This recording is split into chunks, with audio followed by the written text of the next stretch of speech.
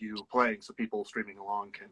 Yeah, so it started with Gang Beasts, and then it landed at Fortnite, which is hilarious because whenever I bring that up to anyone, they're like, Fortnite, like, that's so funny. And I'm like, oh, nice. It's an amazing game. It's an amazing game. Like, I love Fortnite. Do you all play? Cole's amazing. He's I play. I haven't played for a long time. I really want to play Fall Guys. I don't know if you know what that is. I really want to play that. I want to play that too. It's like the wackiest, coolest, like, obstacle course game. It's insane. I watched some kids stream that on Twitch the other day. I know exactly what Yes. you're Yes. It's like it's in line with Gang Beast, kind of. Yeah, similar, like, controls that kind of don't make that much sense, but they do sort of. So it just creates a very equal playing field for everybody. I want to play so bad. Yeah, it's fun. That's cool. Just anyone who's joining us right now, Remote comes out in October, a new EP, October 23rd. Nobody Gets Me with a brand new video. That must have been challenging. Is that the word to say for filming in these times? Yeah, I mean, sort of. We definitely had to get creative with, I mean, you can only have so many extras and so many people on set. Which is why there's cardboard cutouts and mannequins at this party. I mean, I think for us, originally with the concept for the video, we wanted it to be this like insane party.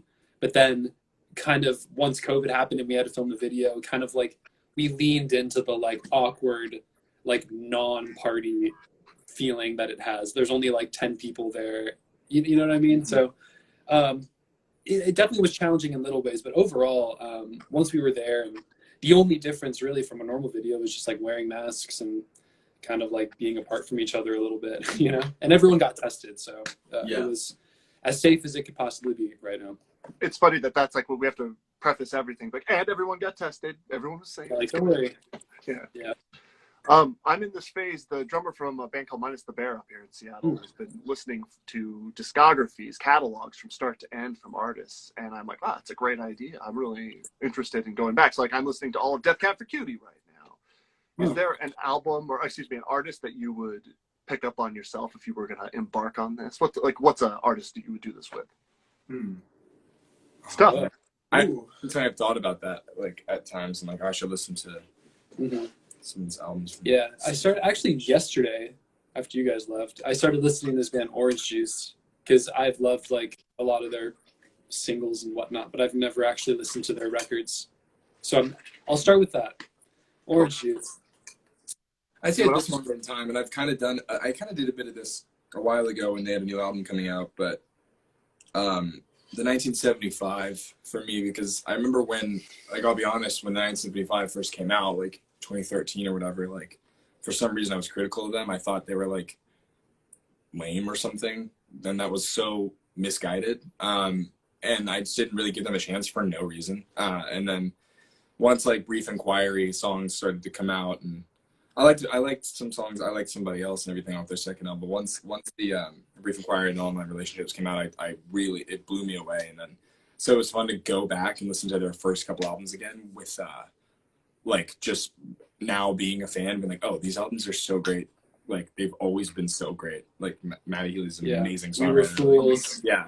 So, like, that was someone I feel like I did that with during quarantine and really fully appreciated the whole discography during that time. But yeah. What about you, Bryn? Pink Floyd. Really? I think that'd be tight. I think Pink Floyd. Yeah. I'm like, you've been listening to Pink I have a whole Pink Floyd. No, I remember one Christmas when I was like much younger. I got like the Discovery. I still had that too. Wasn't that in the horror movie? You remember that? The one that we made? Oh my god. That's another story. Now, fellas, you approached this quarantine and playing shows, like, you found a way to make contact with people that's a little bit different. And it's through the series, the Virtual World Tour live at the Roxy. You got one coming up this weekend, actually. Tell us about the process, diving into how you're going to create different sets and how you're going to make contact with your fans that way. Well, I mean, you know, the idea for the shows happened because of our lack of being able to play real shows. Of course. We were supposed to go to so many new territories. Like, we were supposed to debut OK, which we put out a single in March. We were supposed to debut that song in South America, but then those were like the first shows that got canceled, and then everything else kind of, yeah, like Australia, Asia potentially. So,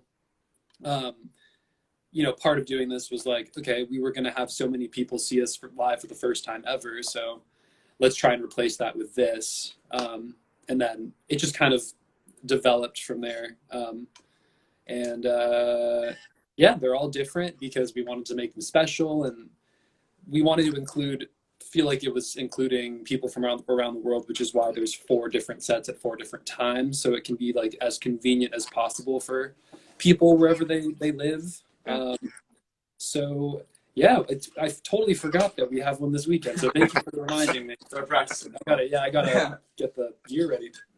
How does it work? Like, are you able to make contact with your fans that way? Like, is there any interaction that you can have at all, or is it purely? Oh, I guess not, because it's set up ahead of time, right? Yeah. Well, there's a like before the sets, we have been going live and doing like a sort of Q&A type deal, and then on the website there's a chat box, and like granted, the chat box just like goes absolutely ham. It's just like so it's kind of unproductive, but it is kind of fun because, you know, the fans can sort of talk to each other, and like we can answer questions and like sort of watch reactions to things as it's happening. So it's not the same, but it's something. It's people chiming in right now. It's going crazy from all over the world. So it's Hello, everyone watching. Hello, someone said hi from Germany. Hey, what's up? How's everyone doing? It's I've cool. been reading all the comments. Yeah. Oh yeah. Anything stand out? I see people calling for hair dye to purple and stuff. That's the only thing that I keep seeing. Hey, Purple. you're not a I purple. already did that. Oh, you did. Um, I forgot about It's that. cool. Where can we find out how to stream the show and to participate this weekend? Let me think. There are links on our pages. Website. I'd say like our website. There's links. Our Instagram bio. I've never said that out loud. Yeah, right. You only see it I've link in only- bio. Yeah, I've said swipe up. I've never said link in bio in a Live in video. person. But yeah, just it's called No Cap is the host. So nocap.com/ I don't know. I'm The gonna next get one's the early link wrong. for us. And we'll be Yes. going live. We normally go live before, like on the link. We answer like questions in the chat or on Twitter or both. Yeah. So then we like to interact with fans before the show starts. So we'll be up bright and early Sunday doing the same thing. Yeah, right and early. Your PR team had you giving away meet and greet stuff too. Have you been able to actually set aside and like meet people via Zoom like this? Is that like your form of Zoom meeting for work that I had to do 3 of today? Wow. Yeah, we've done that a handful of times for different reasons, which is really fun because, like, I love it. you know, I'm a sort of generally socially, I don't want to say the word awkward. I'm a little bit socially awkward, but then when you go on these Zoom calls with fans, like it definitely like humanizes each other, and it's fun to talk to people. But we haven't done it for the shows, but we're doing it this weekend, aren't we? Yeah. Yeah. So we're meeting a couple winners, and I love talking to the fans because you know, you don't really get to do that very often, especially not right now. So Yeah. All right, fellas. Well, congratulations. We'll once again tell people to go and order a remote out 1023. Yes. Watch the video for Nobody Gets Me Like You, and enjoy a live stream this weekend. It's Sunday, I think the 13th is, if I'm not mistaken. You can look it up on social. You're here right now. Click on through to Wallows. Give them a follow. Click on the bio links. You know what to do. And thanks so much, gentlemen. We appreciate your time. Hey, Yeah, thank you so appreciate your much. time, man. Yeah, Thank Great to you. see you, man. Thank you. Appreciate it. Great. That was very Stay nice. safe. you Yeah. too. All right. Bye-bye to Wallows as we all look at each other strangely. That was awesome. Thanks, gentlemen. I appreciate the time and everything, and we didn't have to make it weird and talk about the television show. That's what people wanted, right? Thanks a lot to Elysian Brewing for supporting us. It's Elysian's Contact Haze, making contact with our musician friends, our friends that are streaming, and everyone else out in the virtual world. I appreciate your time, and I hope you have a very excellent rest of your week. There we go. And a good weekend. See you later. Bye-bye.